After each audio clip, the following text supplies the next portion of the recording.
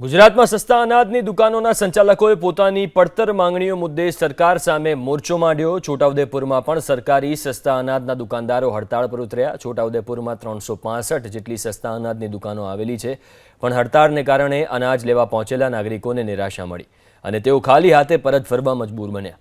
વેપારીઓની હડતાળને કારણે સામાન્ય લોકોની મુશ્કેલીમાં વધારો થયો છે। એમાં મુખ્ય માંગણી અમારા કમિશનની છે, જે કમિશન અમને પરવડે એવું નથી। એ કમિશન વધારા માટેની માંગણી છે। 80% બાયોમેટ્રિકનો પરિપત્ર રદ કરવા માટેની માંગણી છે કે જે ડોર સ્ટેપ ડિલિવરી વખતે માલ આવે ત્યારે જે 80% કમિટીના સભ્યોને ભેગા કરીને બાયોમેટ્રિક લેવા માટેનો જે પરિપત્ર બહાર પાડ્યો છે તે રદ કરવાની માંગણી છે। એવી બીજી 20 માંગણીઓ અમારી પડતર છે, જેના પ્રત્યે સરકાર અમારા તરફ કોઈ પણ જાતનું ધ્યાન આપતા નથી, સરકાર આપતી નથી।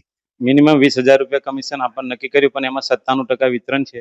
એ વિતરણ થાય નહીં તો 20,000 કમિશન ના મળે, એ બાબત છે। પછી સર્વર નહીં ચાલતું। અત્યારે હાલ જે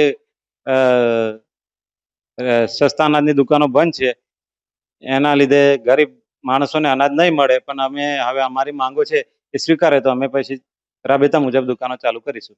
એની સ્થિતિ તો થવાની જ છે સાહેબ, પણ હવે એમાં સરકારના ધ્યાન આલે એમાં અમે શું કરીએ? અમારે તો અમને મજૂરી જ નથી આલતા સરકાર, તો કમિશન તો આપતી જ નથી।